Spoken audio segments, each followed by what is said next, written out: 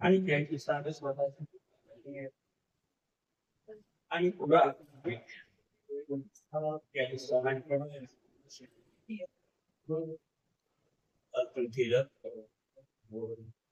त्या विवेक देशपांडे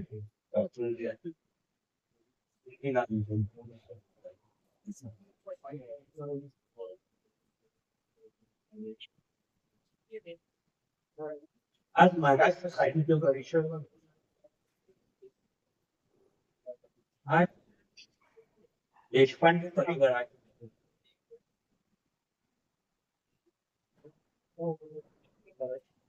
या ठिकाणी डॉक्टरचा 28वा या ठिकाणी 28 वर्ष त्यांच्या तपस्थ आयुष्यात संपूर्ण झाली तरीही त्यांच्या स्मृती आपल्या सर्वांच्या संपीनं सजग महाराष्ट्र साहित्य परिषदेच्या पाठीशी आणि या चळवळीच्या कार्याशी जोडलेले आणि डॉक्टर साहित्य परिषदेचा सदैव स्मरण केला आहे. प्रथम स्मृती दिनाचा आजपर्यंतच्या सर्व स्मृती या ठिकाणी महाराष्ट्र साहित्य परिषदेनं आयोजित त्यांच्या स्मृतीला उन्नत करण्याचं काम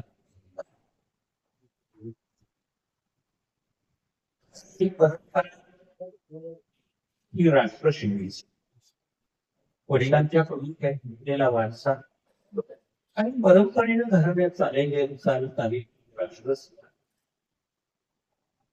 ही राष्ट्रसेवा म्हणजे आपण रुग्णसेवा करून राष्ट्राच्या या असणाऱ्या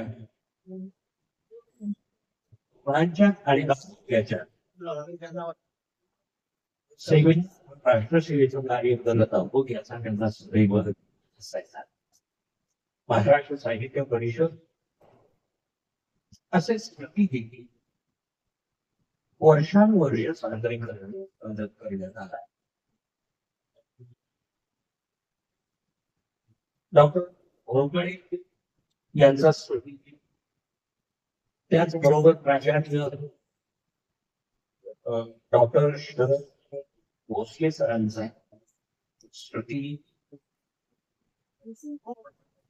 आणि विवेक देशपांडे सरांचा स्मृती आपण प्रतिवर्ष या ठिकाणी संकलन करतो आणि त्यांच्या स्मृती जागवण्याचा प्रयत्न करतो. महाराष्ट्र साहित्य परिषदेनं साहित्याची चळवळ अखंडपणे या ठिकाणी राबवलेली आहे.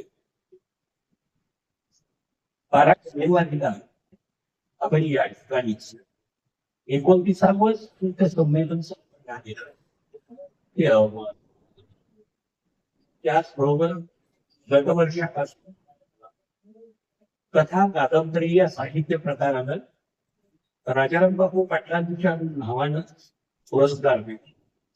आपण या ठिकाणी महाराष्ट्राच्या पातळीवरचा एक पुरस्कार असे 3 पुरस्कार देऊन आपण या लेखकांच्या साहित्य कृतीचा आणि त्यांच्या लेखनाचा गौरव करतो. त्याचबरोबर या वर्षीपासून आपण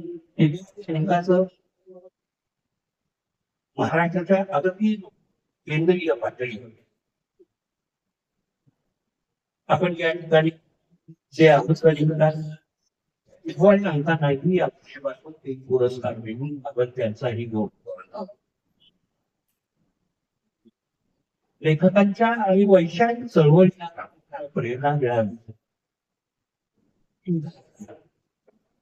आणि तो विचार अण्णांनी सजगपणे जाणता ठेवलेला आहे आणि त्यांच्या सूचनेवर आणि आपल्या सर्वांची उपस्थिती सहकार्याला महाराष्ट्र साहित्य परिषद हा कार्यक्रम आयोजित करते या स्मृती जागल्या पाहिजे आणि त्यांच्या स्मृतींना उजाळा देत देतच आपण ही साहित्याची चळवळ सगळं ठेवली पाहिजे. ही या पाठीमागची भावना आहे. एक विवेकशील डॉक्टर, साहित्याची सेवा, ग्रंथप्रेमी, साहित्य कसं अभ्यासावं आणि त्या साहित्याचा विचार लोकांच्या मनात कसा रुजवावा, रुग्णांना आत्मविश्वास देत त्याच्यात आत्मविश्वास उद्भवतच त्यांना औषधोपचार करत त्यांच्यातील आत्मविश्वास हा त्यांच्या आरोग्याचा आणि त्यांच्या असणाऱ्या औषधोपचारांचा एक हा विश्वास, हा विश्वास या रुग्णांच्या मनात निर्माण करणारं हे व्यक्तिमत्व आतापर्यंतच्या पाठीमागच्या पिढी त्या डॉक्टरांचा सर्वांना परिचय होता. आज तो परिचय या ठिकाणी अधिकारी वृद्धी होतो आहे आणि त्यांचा हा स्मृती 28वा स्मृती आपल्या सर्वांच्या उपस्थितीत या ठिकाणी म्हणून आहे. मी पुनश्च आपल्या सर्वांचं आणि सन्माननीय व्यासपीठाचं या ठिकाणी स्मरण आज या ठिकाणी जनसेवा करणाऱ्या आणि त्या लोकांच्या मध्ये आत्मविश्वास निर्माण करणारे अशा एकच आपण या ठिकाणी हा विचार ऐकण्यासाठी उपस्थित आहोत. आदरणीय नवानगुण मॅडमांचं त्याचबरोबर सन्माननीय व्यासपीठाचं हे गुणश्री म्हणे सहर्ष स्वागत करतो. आपल्या सर्वांचं सहर्ष स्वागत करतो. जय जय नवानगुण मॅडमचं स्वागत आणि सत्कार करत आहे.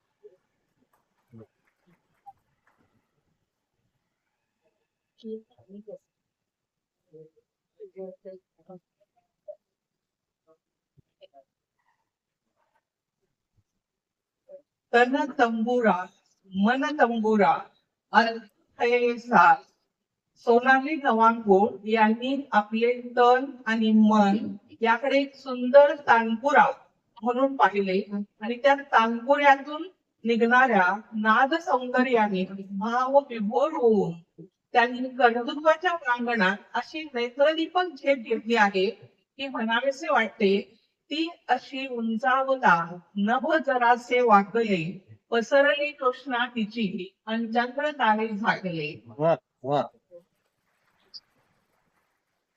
अशा सोनाली नवांगू मॅडमचा परिचय करण्यासाठी मी आमंत्रित करते डॉक्टर अर्चना कोरात यांना.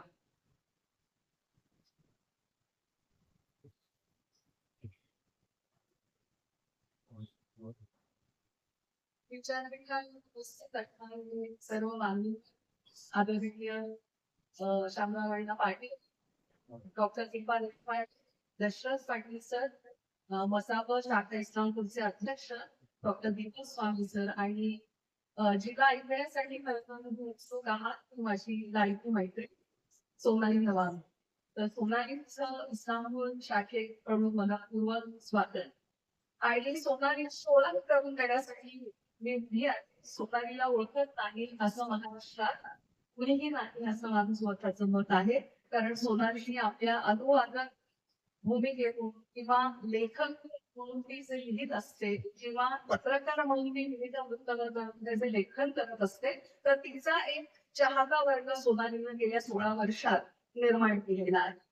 तर सोनाली मूळची आहे वयाच्या 9व्या वर्षी बैलगाडी अंगावर टोचून एक अपघात झाला आणि सोनालीच्या पदरी हे आयुष्य तिच्या बदलात पडलं.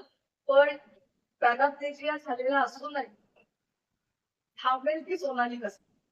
सोनालीला ते संकट ही संधी मानली आणि आपल्याला मिळालेली आयुष्य खूप चांगल्या पद्धतीने आपल्याला जगायचं असेल त्याच्या संकटावर मात करणं किती गरजेचं आहे या गोष्टीची जाणीव सोनालीला झाली आणि सोनालीने नवी पाऊल स्वतःची निर्माण करण्याचा प्रयत्न केला. आणि त्याच पाऊलावर चालत चालत गेली 16 वर्ष सोनाली लेखक अनुवादक पत्रकार म्हणून कार्यरत आहे. कोल्हापूरला ती आली, तिचं शिक्षण पूर्ण झाल्यानंतर आणि 2 संस्थांच्या माध्यमातून तिनं शारीरिक आणि आर्थिक अशा दोन्ही गोष्टींवरती प्रभुत्व मिळवण्याचा प्रयत्न केला. आणि एक क्षण तिच्या आयुष्यात असा आला की तिला जाणवलं की परावलंबित्वापेक्षा माझ्याकडे स्वाभिमानानं जगण्यासारख्या बऱ्याच गोष्टी आहेत, करण्यासारख्या बऱ्याच गोष्टी आहेत. आणि तिला कोल्हापुरात स्वतंत्रपणे राहण्याचं ठरवलं आणि तिच्या आई वडिलांनी ते मान्य केले. तर ह्या सगळ्या प्रवासामध्ये सोनालीला एक गोष्ट सतत जाणवत होती की आपण दुसऱ्यांवर अवलंबून न राहता आपण स्वतः असं काहीतरी निर्माण करू शकू की जे या संपूर्ण महाराष्ट्रालाच नव्हे, देशालाच नव्हे, तर जगाला सुद्धा प्रेरणादायी ठरेल असं काम करणं अपेक्षित आहे. सोनालीची 3 स्वतःची पुस्तकं आणि 11 अनुवादित पुस्तकं आहेत. म्हणजे 14 पुस्तकं. या पुस्तकाचं उपनयन करावं लागेल. स्वच्छंद नावाचं तिनं जे परमनंटली लिखाण केलेलं आहे त्याचं पुस्तक प्रकाशित झालेलं आहे. त्याचबरोबरीनं ज्या साहित्य अकादमी पुरस्कार संदर्भात सोनालीचं नाव घेतलं जातं ते सलमा यांच्या मध्यरात्रीनंतरचे तास या कादंबरीसाठी तिला साहित्य अकादमीचा पुरस्कार नावावर करून घेतलेला आहे अनुवादाच्या ताकदीच्या माध्यमातून. सोनाली लेखकांच्या माध्यमातून काम करत असते. आता सोनाली तुषार गांधींचं कस्तुरबावर आधारित पुस्तक लिहिलेलं आहे, अनुवादित केलेलं आहे, तुषार गांधींनी लिहिलेलं आहे. त्या पुस्तकात सोनाली औरंगाबादला जात असते, सोनाली अहमदनगरला जात असते, सोनाली कोकणामध्ये जाऊन येत असते. आणि मग मला असं वाटतं की अरे किनाऱ्याला पांघर आला असं जेव्हा कोलंबस म्हणतो, मला किनाऱ्याची तमा नाही, तशी सोनालीला कुठल्याच गोष्टीची तमा नाही. सोनाली साहित्याच्या क्षेत्रामध्ये अगदी एक स्वतःच्या भिंतीने चमकणारा तारा म्हणून आज महाराष्ट्रामध्ये तेजोमय झालेली आपल्याला दिसून येते. आता हे सगळं झालं साहित्याच्या क्षेत्रामध्ये. मैत्रीण म्हणून सोनालीची काही रूपं माझ्या डोळ्यासमोर आहे जी तुमच्या समोर मांडणं मला जास्त महत्वाचं वाटतं. सोनाली अनुवादकाच्या क्षेत्रामध्ये जसं असत नाणं आहे तसं माणूस म्हणून शब्दगंगडी सोनं सुद्धा आहे. सोनाली आता 32 असली तर सोनालीची तत्वभूमी कोल्हापूर आहे. त्यामुळे पांढरा तांबडा अमुक मिश्रण सोनालीकडे बघायला मिळतो. म्हणजे कोणी जर खोटी सहानुभूती तिला दाखवायला गेलं किंवा नाव आणण्याचा प्रयत्न केला की मला तुझ्याबद्दल प्रेम वाटतं, तर तिथल्या तिथं सोनाली तांबड्या रश्याचा ठसका आणि तेवढीच पाळण्यामध्ये अशी एखादं छान सरबत तयार व्हावं तसंच आपल्या मित्र मध्ये जवळच्या माणसांमध्ये सोनाली निर्मित जाते. हा तिचा छान गुण आहे. तर सोनालीचा हा प्रवास प्रेरणादायी आहे. तिच्या संपर्कात येणाऱ्या माणसाला ऊर्जा देणारा आहे आणि माणूस म्हणून समोरच्याला समृद्ध करणारा सुद्धा. त्यामुळे सोनाली जेवढा उत्तम स्वयंपाक करते म्हणजे पटणार नाही तुम्हाला, तुम्ही तिचं घर बघायला हवं. तिच्या व्हीलचेअर ला अनुकूल असं ते तंत्र बांधण्यात आलेलं आहे. सोनाली उत्तम स्वयंपाक करते, सोनाली उत्तम गाते, गाणं आपण शक्य नाही.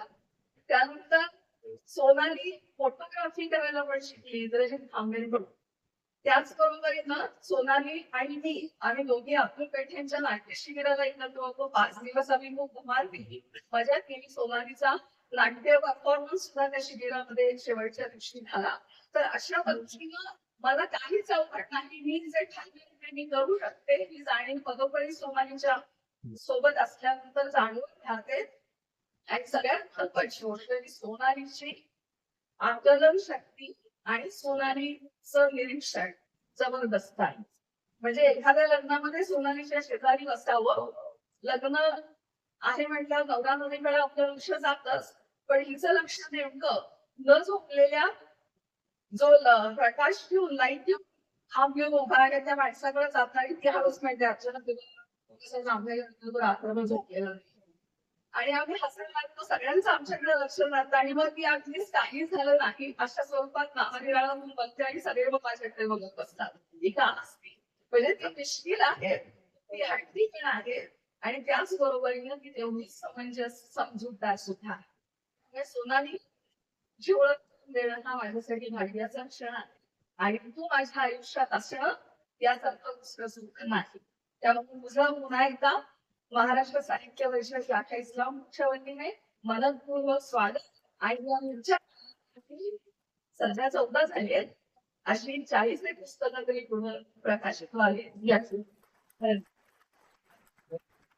मी पण तिथे माझं होतं तेव्हा मला जे वाचन शिकून दिलं होतं ते नवरसेवणी अशा सगळ्यांच्या ज्यांच्या घरी जायचंय मला त्यामुळे मला असं वाटतं की ते सगळे साहित्य समाजसेवा कला अशा क्षेत्रात ते सादगी भरे असे सगळे लोक आलेले आहेत आणि या सगळ्या आयुष्यभराचं सगळ्यात जास्त नटून मी आलेली आहे की मला या सगळ्यात आवड वाटायचं पण मला आता अर्चनानं सांगितल्याप्रमाणे आता वेगळं वाटतं मला असं वाटतं की माझ्यासारख्या व्यक्ती जेव्हा कमी वेळ कमी करत असतात आणि दिसत असतात त्यांचं प्रतिनिधित्व कमी असतं त्यांचं दिसणं कमी असतं तेव्हा त्यांच्याबद्दलचे काही साचे होत असतात की अपंग व्यक्ती अशा असतात अशा दिसतात अशा बोलतात इतकंच बोलतात आणि त्यांच्याशी समोरच्या माणसांनी इतकंच बोलायचं असतं वगैरे वगैरे तर हे साचे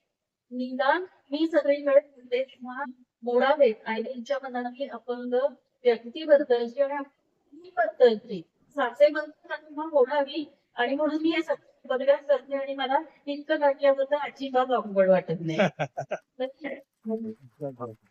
त्यामुळे आपण हे सगळं सांगून घेतो महाराष्ट्र साहित्य परिषद ही इस्लामपूरची शाखा आणि त्याचे अध्यक्ष त्याचं सगळं कार्यकारी मंडळ त्याचे सगळे सदस्य आज कार्यकारिणीवर असलेले आणि ही शाखा सुरू झाल्यापासून कामात असणारे या सगळ्यांना मी मनापासून नमस्कार करते या सगळ्यांच्या वतीने अर्चनाने मला बोलावलं की दीपा मॅडमचा असा कार्यक्रम आहे तो इतकी वर्ष अशा पद्धतीनं होतो आणि तू इथे घ्यायला हवं आहे मी गप्पा मारायला केव्हाही कुठेही तयारच असते कारण की टिपिकल लेखकांसारखं म्हणजे मला आयुष्याबद्दलचं गमन तत्वज्ञान सांगता येत नाही मला माझ्या रोजच्या अनुभवातले माणसं मला दिसत असतात त्यांच्याबद्दलचे 4 गोष्टी सांगता येतात जेव्हा मी सुद्धा अजून केले आणि कामाला लागले आणि मला वाटतं हा संसर्ग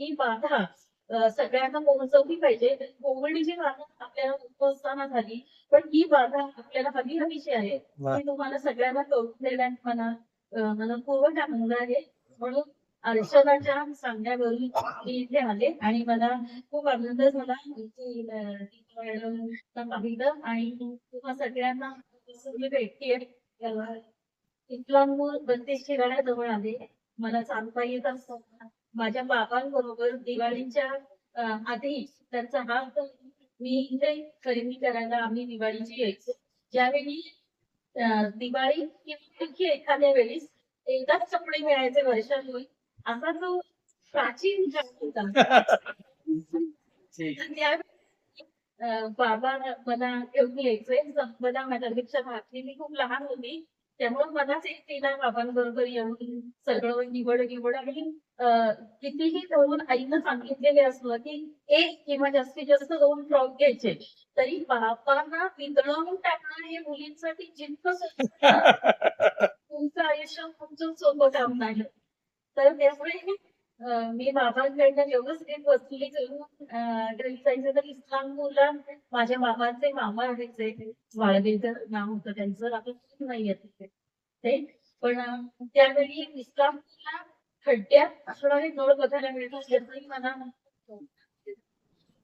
सुंदर होतं की नळ असं कुठेतरी जाऊन आणि खूप तर कठीण खड्ड्यासारखं पाणी आणि मी ज्यावेळी जन्माला आले त्यावेळी पाण्याची चणचण खूप कमी झाली होती त्यामुळे पाण्याची चणचण असण्याचा काळ मी किंवा माझ्या बहिणींनी आमच्या कुठल्याही बहिणींनी पाहिलेला नाही तर 32 शिराळ्यातून इस्लामपूरला यायचं म्हणजे काहीतरी वेगळं खायला मिळणार आणि खरेदी करायला मिळणार याचा खूप आनंद असायचा तर लहानपणी जेव्हा मला चालता येत होतं तेव्हाची मी इस्लामपूरची आठवण आहे आणि अर्चनाला इतकं यथेच्छ कौतुक केलंय मी माझा व्यायाम करणाऱ्या चैतन्य वेंगुर्लेकर या मित्राला गेली 1.5 वर्ष मी खूप नियमित व्यायाम करते. इतके नियमित माझे बाबा आणि त्याकडे ते सगळेच लोक देवाची पूजा करतात.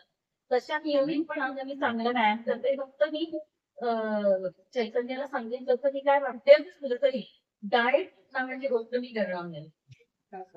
अंकुर पोळी वाटत असेल तरी सुद्धा जेवल्यावरही कडाडून भूक लागते. व्यक्तीचा वास मला अंकुर ओळखता येतो. पाणीपुरी हे माझं गंगा यमुना त्याचा तीर्थ आहे. आणि या सगळ्या गोष्टी वगळून आयुष्यात म्हणजे आपलं शरीर चांगलं करायचं यावर माझा विश्वास नाही. जिभेचं अध्यात्म नीट पाळून मी जे काय करायचं ते करेन. पण असं असताना वजन वाढण्याचे माझे चान्सेस जास्त असतात कारण मी पुन्हा मी खाली व्हीलचेअरवर बसून असते आणि मी खरोखर म्हणजे स्त्रिया कसं म्हणतात तुम्ही स्वयंपाकाचं कौतुक केलं की किती छान केलं. नाही मला नाही इतकं जमत. मग यांना जमतं त्यांना सुद्धा ते चार नावं सांगतात. मी असं स्वतःचं कौतुक मी सुद्धा टाळत नाही. ते जगण्यासाठी अत्यंत आवश्यक असतं आणि तो चुकीचा असं शोधून काढूया. पण तरीही मी सांगेन की अर्चनानं थोडंसं जास्त कौतुक केलंय आणि अर्चनानं माझं विनाकारण वजन वाढवून ठेवलंय. तर अर्चना ही तुम्हाला सगळ्यांना मी ओळखता ती खूप प्रेम करणारी व्यक्ती आहे. आणि मी इतकी तल्लख अभ्यासू आहे त्यामुळं मला सुद्धा तिची बाधा झालेली आहे. आणि अतुल पेठेंच्या वर्कशॉप मध्ये अतुल दादा आम्हाला इतकं फिरून घेत होता की त्यावेळी जपून एकमेकांकडे फटाके टाकणं आणि आता पुढचा हा काय सांगतो आणि किती पळवणार आहे याच्याबद्दलचे आडाखे बांधणं याच्यात आमची नजर कायम पटापट व्हायची. आणि तो इतकं इतकं करायला लावायचा इतकं तल्लख लागायचा भूक लागायची आणि दुपारी कधी एकदा ती घंटी वाजून आम्हाला दुपारचा डबा मिळतोय असं झालेलं असायचं. तर या सगळ्या वेळेत मध्ये मध्ये जेव्हा जेव्हा अतुल दादाचं लक्षण असायचं त्यावेळेस आम्ही शिकार बोलून घ्यायचो आणि अतुल दादा सारख्या इतक्या बारीक डोळ्यांनी पाहणाऱ्याला सुद्धा आम्ही नेमक्या गप्पा कधी मारतो ते कधी कळलेलं नाही. याचं आमच्या कौशल्याची तुम्ही दाद द्या. मुलींच्या कौशल्याची स्त्रियांच्या कौशल्याची तुम्ही दाद द्या. तर तिचं यथेच्छ कौतुक स्वीकारून आता मी माझ्या बोलण्यानं तुम्हाला निराश करेन का इन्स्पायर करेन का तुम्हाला थोडं तरी बरं वाटेल का याचा लोड मी घेईल. याचं कारण की मी गप्पाच मारणार आहे. आणि ज्या गप्पा साध्या सोप्या आजूबाजूच्या माणसांच्या आहेत. मगाशी शैकरच्या पाटील मॅडमनी सुद्धा सूत्रसंचालन पुष्कळ वर्णन सांगून घेतलेलं आहे. पण तुम्हाला सांगते तुम्ही डोंगर साजय माझ्या बाबाला विचारा माझे गुण. ते आता प्रकाश रवांगुळ शिराळे तिथे आलेली आहे. माझी आई स्मिता आलेली आहे. सोबत माझा मित्र अवधूत आहे माझ्या सोबत राहणारी मंदा आहे. तर हे सगळे इथे आलेले आहेत. त्या जवळच्या लोकांना डोंगर कसा दिसतो ते विचारा. हा तर इतके जे गुण आहेत ना ते माझ्या जवळ एक गुण नाही. माझे बाबा माझ्या घरातलं सारखं सामान इकडं तिकडं विस्कटून करतात की माझं लक्ष आहे. आणि मला सांगतात की आम्हाला कसं पाहिजे तुझ्या घरात इतक्या शिस्तीत आम्ही राहू शकत. आणि एखाद्या शब्दाबद्दल ते मराठीचं शिक्षण आणि मी त्यांच्याशी भांडलेले आहे की तुम्ही 1000 विद्यार्थ्यांना शिकवलं खरं मला तुम्ही मार्गदर्शन केलेलं नाही. त्याचा वचपा काढण्याचा तिथं मी प्रयत्न करते. त्यामुळं त्यावेळी बाबा माझे कुठल्याही घरचा बाबच हे असतो नेतृत्वाला असतो बरेचदा आणि त्याच्यात हातात सगळे हात असतात. आणि मी आता अभिमानानं सांगते की माझे बाबा माझ्या हातात राहतात.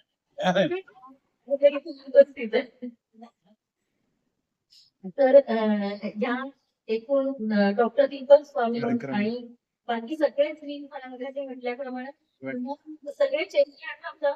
पण मला नावं आठवायचा फार प्रॉब्लेम आहे. बाकी सर इथे आलेले आहेत आम्ही पुष्कळदा भेटलो आणि मी त्यांचं वाचलेलं आहे काही म्हणून मला माहिती आहे. तर मग मी घरी आले होते आणि त्यांचं पुस्तकांचं प्रेम आणि त्यांचा दिवाळी अंक या सगळ्यामुळे आमची ओळख झाली.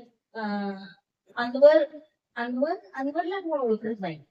अनवरचं इतकं प्रचंड काम आणि अनवर आणि त्याची बायको आम्ही दोघी मिळून एक स्कॅम करतो की अनवर हा अत्यंत आजारी इसम असल्यामुळे तुम्हाला सगळ्यांना माहिती आहे अनवर कसे आहेत. तर अतिशय नाचून पुढची व्हायला लावायची गोष्ट आम्हाला दोघींना मिळून करता येते. तर या सगळ्या गमती या सगळ्या मजा आपल्या सुखदुःखांच्या जोडीला असतात. म्हणूनच आपल्या आयुष्यातल्या वेदना जास्त होत असतात. तर त्यापुढे अगदी सुरुवातीला एक छोटीशी कविता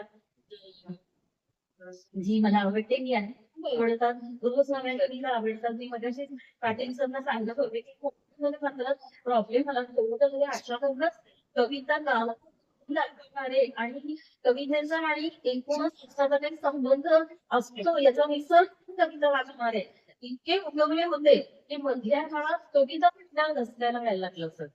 पण तरीही कविता ही एक अशी गोष्ट आहे की ती आपल्याला पुन्हा पुन्हा प्रेमात पाडते. आता विनोद कुमार शुक्लांना ज्ञानपीठ मिळालं आणि त्यांच्या कविता आपण आयुष्यभर वाचत आलेलो आहोत. तर त्यांची ते कविता या विषयाला जाणारी मला वाटली म्हणून मी ती वाचते. कोई अधूरा पूरा नहीं होता, कोई अधूरा पूरा नहीं होता और एक नया शुरू होकर नया अधूरा छूट जाता है.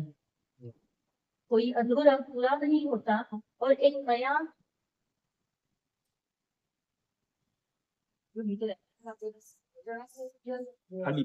बुनतोय. परंतु इस असमाप्त अधूरे से भरे जीवन पूरा माना जाए, अधूरा नहीं कि जीवन को भरपूर जिया जाए. इस भरपूर जीवन में मृत्यु के ठीक पहले भी मैं इस भरपूर जीवन में मृत्यु के ठीक पहले भी मैं एक नई कविता कर सकता हूँ. बाप रे. इस भरपूर जीवन में मृत्यु के ठीक पहले भी मैं एक नई कविता शुरू कर सकता हूँ. मृत्यु के बहुत पहले की कविता की तरह, जीवन की अपनी पहली कविता की तरह इसी नए अधूरे को अंतिम नमन. तर हीच कविता मला का निवडायची होती कारण पुन्हा विनोद कुमार शुक्लांबद्दल असं येतोय मला असं त्याचं काहीतरी डायमेन्शन वाटतंय. तर त्यांची डॉक्युमेंटरी बघितली 4 खून और काहीतरी नाव विसरलेली. तर ती हिंदी नावाच्या सिनेमा पोर्टलवर होती आणि पानी कौल नावाचा लेखक कवी आणि नट त्यांना प्रश्न विचारत होता. अतिशय अपारंपरिक पद्धतीने केलेली डॉक्युमेंटरी होती की त्याच्यामध्ये ना त्याच्यात विनोद कुमार शुक्लचं पूर्ण आयुष्य, त्यांच्या कविता, त्यांचं बाकीचं लेखन आणि त्यांच्या लेखनाचे टप्पे, त्यांचं एकूण आयुष्याबद्दल आता या टप्प्यावर आल्याचं ज्ञान असं काही त्या डॉक्युमेंटरीमध्ये नव्हतं. ते सगळं जाता जाता होतं इतका टिकून गोड झालेला जो माणूस आहे, ज्याच्या शरीरावरच्या सुरकुत्या नीट आहेत, त्याचे पांढरे विस्कटलेले केस, त्याचे खोल गेलेले डोळे, त्याची मुलीपेक्षा कुशल झालेली अंगकाठी आणि त्यातनं सावकाश सावकाश चालत त्यांच्या घराच्या जुन्या म्हणजे तो बंगला त्यांचा जो बैठा बंगला आहे किंवा आहे ते 70-80 वर्षांपूर्वीच तरी कदाचित असावं.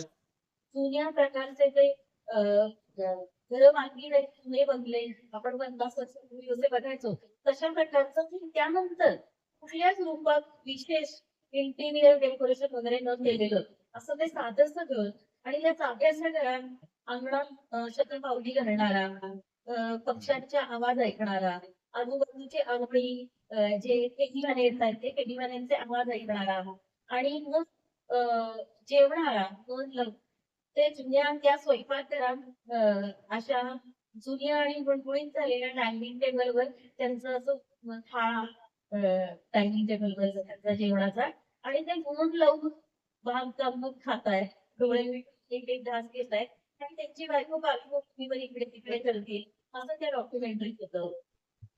आणि ते बघताना इतकं विलक्षण वाटत होतं की कधीतरी आपण मोठी पुस्तकं वाचतो कविता वाचतो पण एकूण हे सगळं जर बाकी आहे अनुभव झालेलं तर एकूण माणसंच नीट बघायची पाहायची ऐकायची त्यांच्या सोबत एकत्र काही जेवणात बसून वारा फुलापासून कुठलेही दुर्गंध सगळ्या गोष्टींचे वास घ्यावे आणि त्यांच्या ते ते कुठल्या प्रकारच्या कॉर्डवर सुटतात, खिडकीतून बाहेर बघत असला तरी करतात.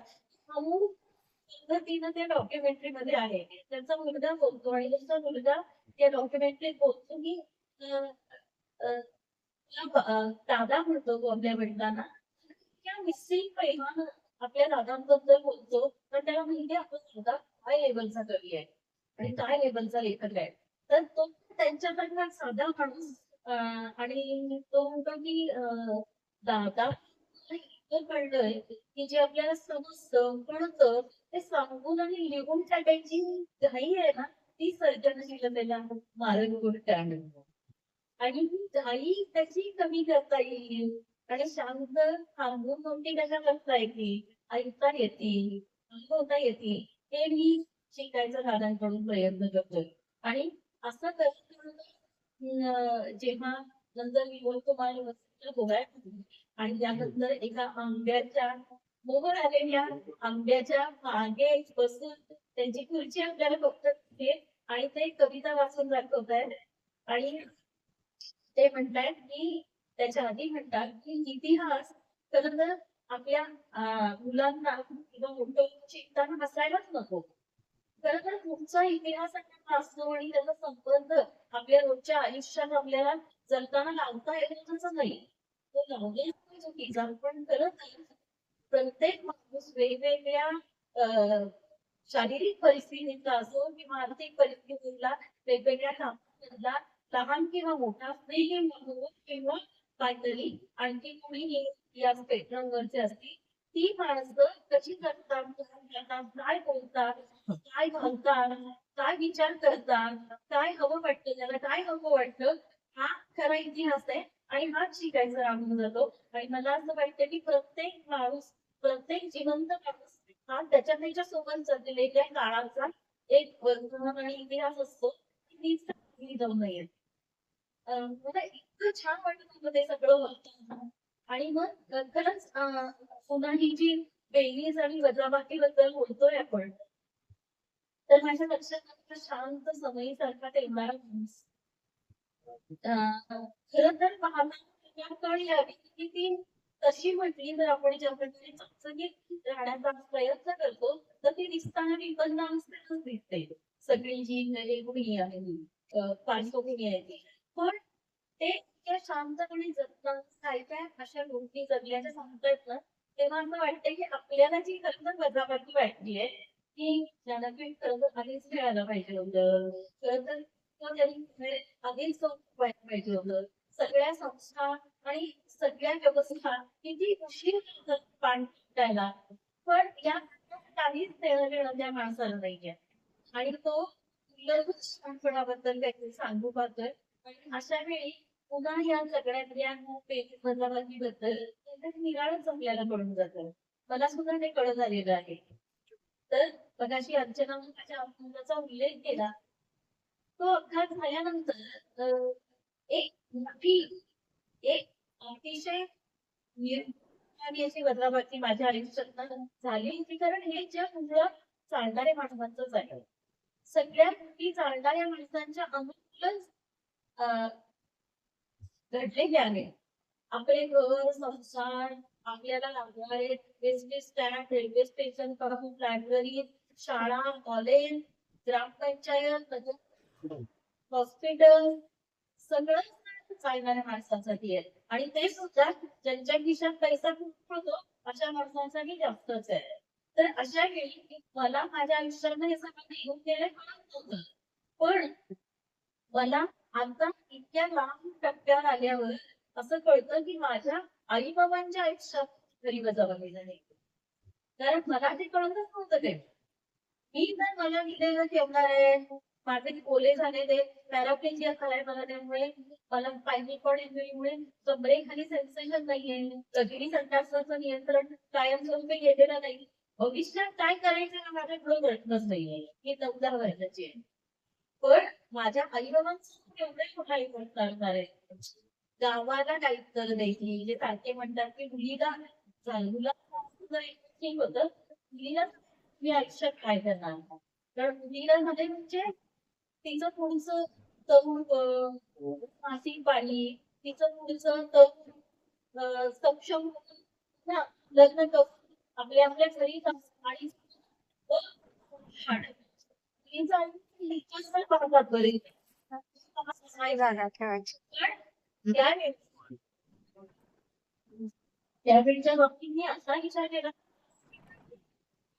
तेवढा असेल जशी एक गोष्ट म्हणतात तशी सैन्य घेतली त्याने घाई केली त्यांनी अख्खी अपेक्षा केली पटकन चांगलं शिकून पुढे काहीतरी करून दाखवावं अशी काहीतरी भक्ती स्वप्न आज पालक लागतात मुलांवर तशा प्रकारची कुठलीच स्वप्न त्यांनी लागली नाही ही अगदी तिला आता आपल्या आर्थिक आणि एकूण कॅपॅसिटी जे शक्य आहे ते मोबाईलचं तुझं काय होईल ते पुढे बघू एकीकडे ही चांगली पण गोष्ट आहे आणि एकीकडे ही मध्यमवर्गीय पडवाटपणा आहे ही आपण सगळी मध्यमवर्गीय माणसं कायम त्या पडवाटांचा विचार करत राहतो आणि कायम खर्च सोडण्यापेक्षा मधली एखादी वाट दिसते का तो प्रश्न थेट कन्सल्ट करण्याची ही कोण टाकू असतो त्यामुळं माझ्यासारख्या व्यक्तीच्या आयुष्यात कुठेतरी करण्याचा काय हा प्रश्न चिंता पुढे जाईल तितका बरं आहे अर्थात ते त्यावेळी आजूबाजूला येणाऱ्या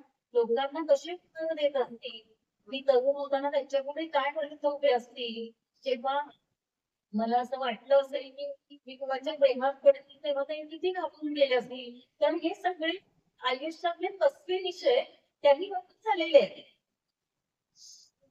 मला ह्याची कल्पना नाही आणि माझ्याबद्दल काही वागताना आपण आईबाप म्हणून अधिक विसर्जन अन्याय केलाय तर आईबाप म्हणून आपण आणखी अन्याय करत नाही ना अशा काळात ते कसे जगले असतील याचा विचार आता इतक्या लांब येऊन मी करते तेव्हा मला कठीण वाटतं आणि मला असं वाटतं की माझ्या आई बाबांनी एखाद्या सोनालीला मोठं केलं माझ्या इतकं धैर्य नाहीये की मी अशा एखाद्या सोनालीला मोठं केलं असतं का तर त्यामुळे आई बाबा इथे उपस्थित आहेत समोर समोर सांगण्याची वेळ क्वचित येते समोर समोर असताना आम्ही भांडण जास्त करतो आणि आई या सगळ्यांना शांत करण्यात म्हणजे भांडण म्हणजे आई बाबाचे आपण अप्रतिम ताणतणाव कधी कधी आपण निर्माण करतो आणि ते सोडून एकत्र खायला बसून आलेलं सुद्धा करतो तशा प्रकारचे म्हणतात ते काही सिरियस ड्रॅमॅटिक मराठी सिरियल सारखे ताणतणाव होते तर त्या माझ्या आई बाबा उपस्थित असताना त्यांना खरंच सांगायचंय की तुम्ही जे करून दाखवलंय ना ती तर धाडस माझ्या नसतं तर मी आज आयुष्यात आणखी काहीतरी केलं असतं इतकं धाडस माझ्याकडे नाहीये ही कथाबंदी झाल्यावर होताना मला असं कळत होतं की कोल्हापूरला मी आल्यावर एनजीओ मध्ये काम करायला लागल्यावर ते भारावलेले दिवस होते पूर्णपणे म्हणजे आपण पडेल काम करायचं आणि जितकी सांगेल तितक्या कामासाठी आपली ऊर्जा टिकवून ठेवायची असा एक धगधगता काळ प्रत्येक माणसाच्या आयुष्यात असतो आणि तेव्हा त्यांना पोटात गेलं की नाही वेळेवर याची पर्वा नसते त्यांना आपण किती दमलोय पाठीला लागलाय का आणखी काय आजार पण येत आहे का याच्याबद्दल त्याची वास्तव त्याला करायची गरज वाटत नाही आणि भरपूर काम करायचं संधी मिळाली तर असा प्रकार माझ्या आयुष्यात एनजीओ काम करताना झाला जेव्हा पहिल्यांदाच मी कोल्हापूर कार्यालयात व्हीलचेअर बसले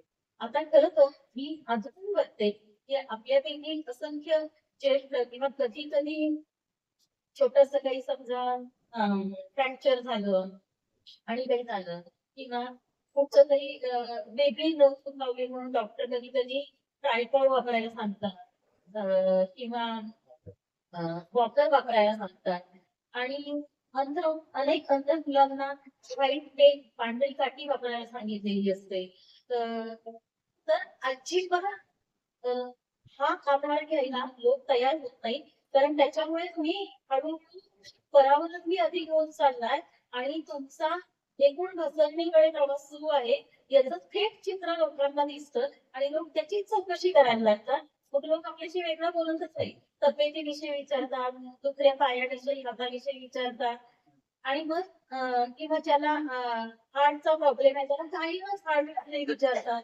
अशीच पद्धत आहे आपल्याकडे आपल्याला अशा प्रकारचा विचार दिसायलाच नको वाटतं मलाही ते नको वाटायचं त्यामुळे 32 शिराळ्यात असताना मला शाळेत उचलूनच द्यायचे जेव्हा न्यायची वेळ आली तेव्हा. पण शक्यतो शाळेत जाऊन न शिकता घरीच राहून शिकायचा मी निर्णय घेतला. तर माझे सतत कपडे ओले व्हायचे. आता मला कॅथेटर लावलेलं आहे, पायाला युनियन बँड लावलेली आहे आणि तुम्हाला ती कळणार नाही अशा प्रकारे लावलेली आहे. अनेकदा मी बघते की ज्यांना कॅथेटर लावलेलं असतं ते असे हातात कॅथेटरची बॅग घेऊन फिरतात. या सोयीची कधीच गरज नसते. त्याच्यामुळे आपण आणखी गरीब असे दिसायला लागतो. आपल्याला जे काही निश्चित वापरायला लागणार आहे आणि ज्याचं आयुष्य पुढं नेण्यासाठी उपयोग होणार आहे त्या गोष्टी आपल्या अंतहीन प्रशासनासाठी असतात. सुंदर पद्धतीने का वापरू नये. वा वा मी वा. मी जेव्हा मला कॅप्टन 10-11 वर्षांपूर्वी वापरायला सांगितलं त्याच्या आधीची सुद्धा मी सांगते म्हणजे किती नाही त्या गोष्टी असू शकतात आयुष्यात आणि आपला देह किती विलक्षण आहे जो संपूर्ण सुदृढ हातापायांसहित आणि उत्तम कानाडोळ्यांसहित जन्माला येतो. माझ्या आईनं आणि इथे दळवी मॅडम पण आलेले आहेत त्यांनी इंग्रजी शाळेत काम केलंय 32 शिराळ्यात तेव्हा त्या सगळ्या मुलांबरोबर काम करताना त्यांनी शरीराचे आणखी वेगळे अनुभव बघितलेले आहेत. तर त्यावेळी मला डॉक्टरनी शिकवलं होतं की पोटात खाली जे मूत्राशय असतं तिथे एका विशिष्ट जागी दाबायचं म्हणजे त्या दाबून लघवी पुढे पास होईल. कृत्रिमरित्या लघवी पास करायची. पण ज्यांना पोट मूत्राशय करून गेल्यावर कळतं आणि सकाळी कळ आल्या ताबडतोब संडासला होतं किंवा 4 कमी नाही पण नैसर्गिक हाकेनं होतं त्यांना असंख्य पॅराप्लेजिक आणि क्वाड्राप्लेजिकची दुःख समजून घेण्याची आणि तुम्हाला किती विलक्षण ते सगळं मिळालंय याच्याबद्दल तुम्ही आपल्याची खूप किती गरज आहे मी तुम्हाला सांगते. मला सगळ्यात जास्त भीती वाटते पोट बिघडण्याची. कारण नैसर्गिक हाकेनं मला शीला आणि शिला होत नाही त्यामुळे जेव्हा पोट बिघडतं अँटीबायोटिक म्हणा किंवा मी इतके प्रवास करते कधी पाणी चुकीचं पिलं गेलं तर त्यावेळी पोट बिघडणं मला तास समोर बसायला लागतं. कारण मी शिफ्ट झाले आणि संपूर्ण काम झाले तर ते होत किती राहणार होणारच नाही. एरवी नाही ते रोजच्या वेळा मी ठरवली आहे पण असं असलं तेव्हा किती तर मी गेलो काय शोधला की त्यावेळी मी पुस्तक घेऊन असायचे. पुस्तकं वाचत बसायचे आणि त्यानंतर जेव्हा प्लॅटफॉर्म ओपन झाले नेटफ्लिक्स अमेझॉन प्राईम मुव्ही आणि असे सगळे एका क्लिक्स असे बघता यायला लागले त्यानंतर म्हणजे 3 सेकंद एका वेळी बघण्यानंतर मी आवाज वेगळी आहे. आणि पण मग मी डॉक्टरला फोन करून सांगायचे की सर एवढे 3 सिनेमे बघायचे राहिले आता 3 सिनेमे बघून झाले तर आपण इकडे ते रोज सुद्धा बघू नाही शकणार त्यांना पुढचं रेसिपी मला सांगतात. पण त्या वजापैकी अशी होती की त्यावेळी हे सगळं शिकत असताना वाचत असताना निराश व्हायला जागा होती. निराशा जी येते जितकी यायला हवी तितकी आली तर ती यथेच्छ येऊन द्यावी. बी पॉझिटिव्ह वगैरे असं उगीच सतत म्हणणाऱ्यांना मला खरोखरीच्या लागणी सतत व्यक्त करावं वाटतं. मी सगळ्यात ते सारखं पॉझिटिव्ह नाही असू शकत मॅडम. आपल्याला दुःख होतं आपल्याला रडू येतं आपल्याला राग येतो आपल्याला जस काय वाटतो आपल्याला कधी कधी समोरचा वैताग आणणाऱ्या माणसाला 4 डोक्यात ठीक आहे. तर हे सगळं केमिकल ते पॉझिटिव्ह मध्ये बदलवू इच्छिणारा किंवा त्याबद्दल सतत बडबडणारा माणूस हा मला आयुष्यातला सगळ्यात निराश माणूस वाटतो. तर अशी आहे की हे सगळे म्हणजे जेव्हा मला पोट बिघडायचं तर तेव्हा सुद्धा मी माझं जेव्हा मला आई बाबांनी नाळेबंदीतलं नवीन घर घेऊन दिलं जे आणखी सुंदर आणि आणखी मस्त आर्किटेक्ट राजेश जोशीच्या मित्राच्या मदतीनं मी आणखी खूप छान करू शकले. आणि ते बीबीसीच्या याच्यात दिसतंय थोडं तुम्ही युट्यूबवर बीबीसीचं 4 मिनिटाची एक डॉक्युमेंटरी होती बघितली तर मी जेव्हा इतकी आणि मोठ्या डायपर लावून झोपायची की नाही तेव्हाही मला अनुभव पडल्यावर वाटायचं आणि आपण एक दिवस नाही तिथे आपल्याला कुणी उठ म्हणणार नाही हे आपलं कळेल. आपल्या मर्जीप्रमाणे शरीराचा आश्चर्यपणा पुरेसा कमी करत झोपून राहायचं सुद्धा वेगळं सुख आहे. म्हणजे आता आपलं काही सुख असं आपण म्हणू शकतो, पण ज्यांनी शरीर जास्तीत जास्त गमावलंय ना, तेव्हा ज्यांना उरलेल्या शरीराला आपण शांत करतो, तेव्हा काय भारी वाटतं, हे मीच तुम्हाला सांगू शकते. मीच याची अधिकारी आहे असं मला वाटतं. आणि हा अधिकार मी अक्षरशः मिळवते.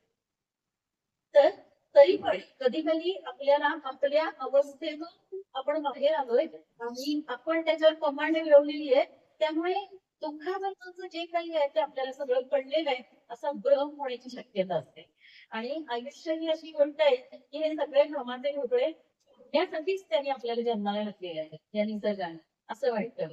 तर मी आणखी एक छोटीशी गोष्ट तुम्हाला सांगेल, जी परिमला भट नावाच्या एका माझ्या मैत्रिणीची आहे. परिमला भट ही माझी मैत्रीण झाली. ही स्पर्शज्ञान नावाचं एक पाक्षिक आहे ब्रेन मधलं, त्याचं मी काम करण्याच्या दरम्यान. स्वागत थोरात या माझ्या मित्रांमध्ये भारतातलं अंध माणसांसाठीचं पहिलं वर्तमानपत्र सुरू केलं.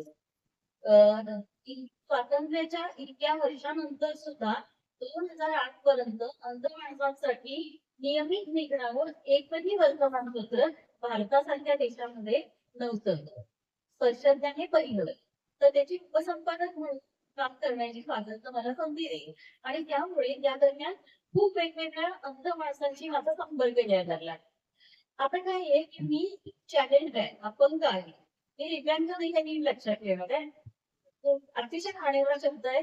तुम्ही शिवाजी पेठेची इन्स्टा शिवी मला वाचवली तर चालते, पण दिव्यांग म्हणून दिव्यांगही त्याच्यापेक्षा मोठी शिवी आहे. तर त्याचं कोड तुम्ही मराठीचे सगळे मराठीतच जगणारे लोक आहेत, मला मोठ नाहीये, दिव्य आहे अंग ज्याचे असा तो. काहीही दिव्य नाही, अत्यंत कष्ट करून घाम गाळून अक्षरशः मुठभर बँडेज मावे इतके पेड सरी करून माझ्यासारखी असंख्य माणसं खंबेपणानं जगायचा प्रयत्न करतात. दिव्यांगासारखा शब्द त्याला शिवी आहे, तर ती मुळी वापरू नका. आपण समजा विकलांग म्हणा.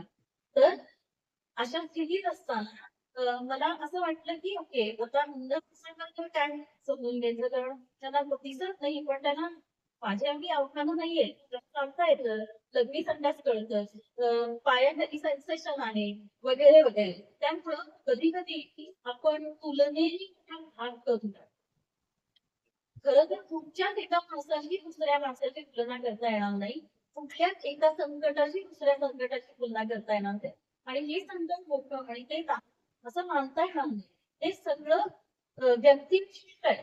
त्या माणसाबद्दल ते संकट मोठं असू शकतं. आणि त्यामुळे म्हणजे त्याच मी त्यांनाच तुम्हाला आधी सांगते, कारण मी गप्पा मारता मारता कुठेतरी भरगडण्याची शक्यता जास्त असेल. तर परिमला माझ्या घरी आहे. परिमला ही वयाच्या दुसऱ्या तिसऱ्या वर्षीपासून तिला पूर्ण दिसायचं बंद झालं. ती कमलाने दादर स्कूलमध्ये शिकली. तिचे आई वडील नव्हते, त्यामुळे तिला एका दुसऱ्या कुटुंबाने दत्तक घेतलं होतं. पण कुटुंब इतकं सुंदर होतं की त्यांनी कुठल्याही प्रकारचे ती अंध या आकारण लाड केले नाही. पण तिला ज्या योग्य सोयी आहेत ते मुंबई बऱ्यापैकी उपलब्ध होत्या, त्यामुळे ते पुरवल्या. तर तिनं नंतर एअर इंडियामध्ये पब्लिक रिलेशन ऑफिसर म्हणून काम केलं. आणि मी परिमला माझ्याकडे आली होती. साधारण त्यावेळी मी होते 28-29 वर्षाची आणि परिमला होती साधारण 40-45 वर्षाची. तर ती आल्यावर आणि ती एकदम अशी मस्त दिसायला, म्हणजे माझं पण मला असं वाटतं की मला स्टेरिओटाईप करू नये कोणी, आणि मी कसे कपडे घालावे, किती व्यवस्थित असावं नसावं, मी लिपस्टिकची कुठली शेड वापरली तर चालेल, त्याबद्दल कोणी निर्णय घेऊ नये. तसे मी असं मला वाटतं, पण कधी कधी माझी चूक होते की मी दुसऱ्यांना निर्णय घेऊन टाकते, किंवा सगळं कागद करण्याचं काम आपल्याला आपल्या विवेकानंच करायला लागतं. विवेक सरांच्याच दोन विवेक आहे आणि मी विवेक नाव घेतलंय ते नीट बघूया आपण विवेकानं कसं काय बघायचं असतं. तर ती आपल्याला आणि इतकी व्यवस्थित म्हणजे ड्रेस साडी नेसली त्यावेळी, आणि ती नीट फिल्म केली. आणि मी तिला जज केलं ना की मी अंध असून सुद्धा तिनं कसं नीट बदल लावलाय, चालेल लावू शकत ती practice makes every human perfect. तर त्यामुळे ती नाही केली प्रॅक्टिसला ती आपल्याला. मग मी थोडं टिपिकल अंधकाराबद्दल जज पर्सेंट त्यामध्ये शिकत होते. मी तिला म्हटलं तरी मला तू आता गेस ना तर हे 1 BHK घर आहे. छत्रपती शिवाजी पेठेतल्या घरात ती आली. ते 1 BHK घर होतं ग्राउंड. तिला मी म्हटलं तू आलीये तुझ्या समोर आहे ना ती माझी कॉम्प्युटरची जागा आहे. तिथे पुस्तकं वगैरे असतात आणि त्या ड्रॉवर्स मध्ये तुला आणखी काय काय गोष्टी पडतील. आणि इकडच्या बाजूला आहे ना ते दरवाजा आहे स्वयंपाकघरात जायचा. आणि स्वयंपाकघराच्या तिकडे आत ते आहे बेडरूम आहे. आणि बेडरूमला लागून गेल्यावर आज जास्त संडास बाथरूम नाही एकच असणार आहे. आणि खरंच दरवाजा आहे तुला आत जाता येईल. मी म्हटली सोनाली तुम्ही थोडंच माणसं किती वेळ बोलता. बंधू निश्चित काही नसतं की मला इकडं जायचं तिकडं जायचं तुम्हाला सांगत नाही. कुंभ्याचा दरवाजा आहे 50 कमरांवर टेबल आहे. अमुक कथा समजा मला तू आली आहेस ना तर तुम्हाला दिशा सांग पाहिजे तर की मी आता माझा चेहरा कुठच्या दिशेला आहे. किंवा तू घड्याळ वापर की समजा मी आता 12कडे तोंड उभी आहे तोंड करून उभी आहे तर 9च्या दिशेला दरवाजा आहे का की 6च्या दिशेला दरवाजा आहे आणि किती पावलांवर आहे. तर मग मला कळलं ती म्हणाली की तुम्ही थोडंच माणसं खूपच वेग बोलता अस्पष्ट बोलता ते म्हणजे काय. आणि खरोखरी तिनं त्या दिवशी जो फुंडा माझा हलवून पळकट केला ना त्यानंतर असं वरचं बोलायचं नीट पूर्णपणे बंद केलं. नीट मापात बोलायला सुरुवात केली. अरुणिमाने तो धडा मला शिकवला पण माझे ते थोडे संपले नव्हते. आणि त्यानंतर आम्ही जेवलो वगैरे मग मी तिला विचारत राहिले की पुण्यात पुण्यात एकदा मला विचारलं होतं की अरे तुम्ही व्हीलचेअर पाहून कसं तुम्ही स्वयंपाक करता. तेव्हा मी पोचरपणे म्हटलं होतं की मी व्हीलचेअर बनवते तरी मला भूक लागते. असं मला दिलं होतं. मग परी मला ना मी तिला फक्त विचारलं परी मग तू स्वयंपाक करतेस. ती म्हटली हो तर मी डबा घेऊन जाते मला भूक लागते तर मला स्वयंपाक नका यायला. तर एका माणसाला जिवंत असणाऱ्या प्रत्येक स्त्री पुरुषाला वय वर्ष 8च्या पुढे गेल्यावर सगळ्यात मोठी आपल्या आपल्या करता यायला हव्या. मग अंध असणाऱ्या परी मला का नको तर पिक्चर पाहून असणाऱ्या मला का नको. तर अशा पुष्कळ गोष्टी कळाल्या. मग एक दिवस आम्ही पन्हाळ्याला फिरायला गेलो तिथलं सगळं तिनं पाहिलं आणि त्यावेळी मला कळलं की ती साधारण 17,500 फुटापर्यंत हिमालय चढलेली आहे. तर मी म्हटलं अरे तू हिमालय चढलीस कसं काय. ती म्हटली मार्क इंग्लिशची गोष्ट तू ऐकलीस काय. मार्क इंग्लिशला त्याचा एक पाय होता आणि त्याला कृत्रिम पाय लावला होता. तर तो म्हणाला होता की बरं झालं कृत्रिम पाय आहे नाहीतर गर्भदंशन होऊन पाय निकामी होतात. माझा कृत्रिम पाय असल्यामुळे मला गर्भ चढायची भीती वाटत नव्हती. कृत्रिम पायाला दंश होणार नव्हता. तर मग मी काय करत असेल असं तुला वाटलं. तर मी म्हटलं अगं पण मला काय प्रॉब्लेम वाटतोय की वर फक्त बघणार काय म्हणजे तो विशाल असा हिमालय त्याचं पांढरी शुभ्र भरतो. मग मला तुम्हाला वाटतंय की कसा बघितला हिमालय. ती म्हटली हो सोनाली पण डोळे नसले तरी त्याचा एक फायदा असा आहे की इतर सगळ्यांच्या तुलनेत मी फास्ट पुढे गेलेली. कारण इथून आपण घसरून पडलो तिथून आपण आणि तरी सतत नव्हती त्याच्यामुळे पोटात खड्डा मिळेल. तर कधी कधी दिसण्यामुळे अज्ञात भीती आपण करतो. म्हणजे त्याच्यात आपण असे लावूनही सांगता येत नाही. आपण जसं की श्रीमंत बुवा म्हणते की स्त्री ही घडवली जाते तसंच भीतीच आहे. भीती ही तयार केली जाते. आई कुत्र्या मांजराला घाबरत असते की पुष्कळ तिची मुलं घाबरली. म्हणजे परवा एका बुक कॅफेमध्ये गप्पा मारत असताना एक माणूस इतका वैतागला म्हणजे तरुण मुलगा होता तो मॉडेल होता वयाच्या साधारण 25-30 असणारा. तर तो मला म्हणाला मी म्हणलं तो म्हटला की तू हा बघितलास का सिनेमा आलाय तो छावा. मी म्हटलं बघितलं ते मला मारामारी वगैरे आवडत नाही. मी कुठली मारामारी म्हणजे बॉलिवूडची गाड्या पडतायत माणसं जळतायत कापली जातायत असं चिन्ह कुठं असतं ना मी जास्त काळ बघू शकत नाही त्या 3 गाड्या. आणि त्यामुळे मी अर्धा सिनेमा थोडा बघितला आणि उरलेले अर्धे सिनेमा त्याच्याबद्दलच्या विश्वकोशातल्या नोंदी मोबाईलवर वाचत बसले, त्याच विषयाबद्दलच्या. तर तो म्हटला, हे बघा, तुम्ही हे जे वाचणारे लिहिणारे आहेत ना लोक, ते असं सिनेमाला उडीत काढ. म्हटलं आणि सिनेमाला उडीत काढायचा विषय आहे, सिनेमा नाही आहे चांगला. संभाजी विषयी वाचायचं खूप टिपलत आहे. मला इतिहासात नव्हतंच ना हे, की असं असं झालंय सगळं. आणि आम्हाला इतिहास शिकवलाच गेला नाही. तुमच्यासारख्या सगळ्या पिढ्यांना, आमच्या पिढ्यांना हा इतिहास कळला नाही. म्हटलं, इतिहास कळण्याचं म्हणजे हे आहे सिनेमा. कधी कधी नाही शिकवलं हे. तर मग त्यानं भरपूर भांडायला सुरुवात केली. आणि मग त्याच्या शेजारी जी मुलगी होती ती बोलायला लागली, की कसं म्हणाली, हा जो विशाल पेंजारी ना तुमचा मित्र पुस्तकाच्या दुकानातणारा, त्यांनी आम्हाला 8 वर्षापूर्वी शिवाजी कोण होता हे पुस्तक दिलं होतं. मी म्हटलं, तुला हेच समजलं होते मी शिवाजी कोण होता वाचलं का, म्हणजे तिथून वाचून मग पुढे वाचण्याची सुरुवात करता येईल. ती म्हटली, मी घरी पुस्तक घेऊन गेले आणि माझे वडील म्हणाले, की तू पुस्तक घरी कसं काय आणलं म्हणून करा. शिवाजी कोण होता या टायटल मध्येच किती प्रतिष्ठा आहे. तो कसं काय हे पुस्तक आणलं. म्हटलं, शिवाजी राजा होता, तो अयोध्येचा राजा होता. तो बाबांना ती म्हटली, हो राजाला असं म्हणायचं, त्यांना छत्रपती शिवराय म्हटलं पाहिजे. म्हटलं, नाही बाबा, मी बाहेर जाताना सुद्धा गांधीजींची बायको कस्तूर ती मी माझी मैत्रीण म्हणून करते, तर करता येतं आणि तिच्याबद्दल तिचा इतिहास करता येतो. तसं शाहू सुद्धा शाहू रयतेचा राजा आहे तो, माझी कोणाराणी आहे. तसाच माझा संभाजी होऊ शकतो. तर ती म्हणली, नाही नाही, हे तुम्ही चुकताय. तर हे हे सगळं जे आहे ना, काय म्हणजे प्रतिष्ठा, काय म्हणजे भीती, संशय व्यक्त करण्याची पद्धती काय असाव्यात आणि कसं संशयानं बघावं. मराठी सिरियल्स किती आणि सिरियल किती तयारी करून घेतात. राग आल्यावर मुंबया कशा उडवाव्या, 3 वेळा मानेची झटके कसे मारायचे, ती बनवली आहे.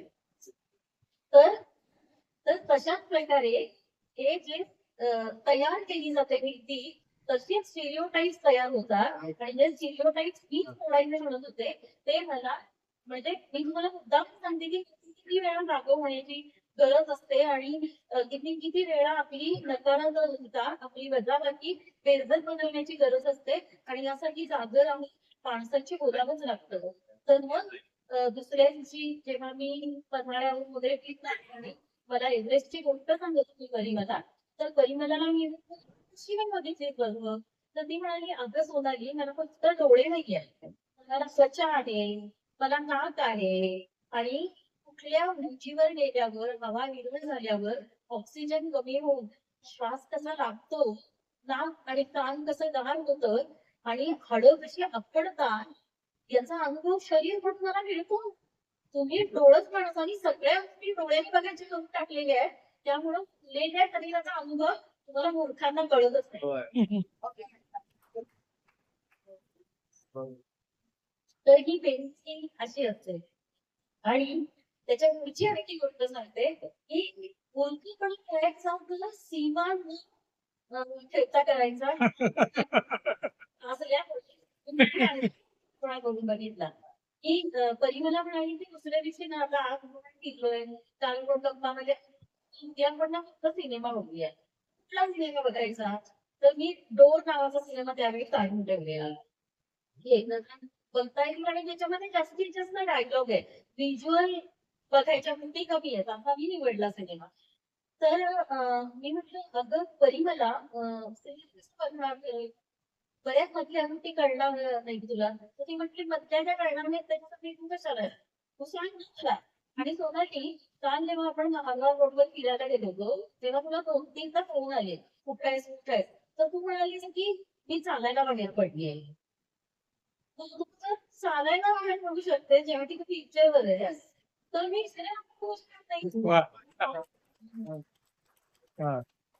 तर मग मला पुन्हा एकदा कळलं की आपण आपले शब्द, आपली विरामचिन्ह, आपली क्रियाबदल, आपली विशेषणं ही एका विशिष्ट अर्थावरतीच मर्यादित करून टाकली आहे आणि या क्रियापदांचा विस्तार करून वाचणं, पाहणं आणि माणूस जितका दिसतोय त्याच्या पलीकडे त्याचा विस्तार करून त्याचा अनुभव ऐकणं, त्याच्या जगण्याबद्दल काहीतरी खरोखरी सखोल ऐकणं हे राहून जातं. आणि असे धडे मला इतर माणसांची जी मला वजाबाकी मिळाली होती त्यातून त्यांनी मला थोडे थोडे धडे दिले आणि सगळं बदललं. तर अशा पुष्कळ गोष्टी आहेत आणि त्यातल्या कुठल्या सांगू आणि कुठल्या नको असं मला झालेलं आहे. मी किती वेळ बोलते? बोला बोला काय बोला बोला बिंदास आणि पूर्ण सांगायचंय. मला मला कळत नाही म्हणताना मी किती वेळ बोलते ते. मग मी विचारते. आम्ही पण वेळ विसरलोय. 15 मिनिटावर काही गोष्टी सांगते. तर तुम्ही मला विचारलं तुम्हाला पण टेक्निकला मेजवानीला जायचं असेल आला आहे का? तर अशा पुष्कळ माणसांना बघताना मला पुष्कळ वेगवेगळ्या गोष्टी कळत गेल्या. सलमाचा उल्लेख अर्चनानं केला. सलमा ही तमिळ लेखिका जिला ज्यांच्या त्या कम्युनिटीमध्ये म्हणजे महाराष्ट्रातले मुसलमान पुष्कळ पुरोगामी आहे. पण तिकडे तामिळनाडूतल्या त्या पहिली मधलं जे एक छोटस गाव होतं ती जी कम्युनिटी होती ती अत्यंत गरगट अशी होती. आणि त्यांच्याकडे जेव्हा मुलीला जेव्हा मासिक पाळी होते तेव्हा तिचं शिक्षण बंद आणि तिचं बऱ्याबाहेर पडणं बंद आणि ती घरातच राहिली पाहिजे.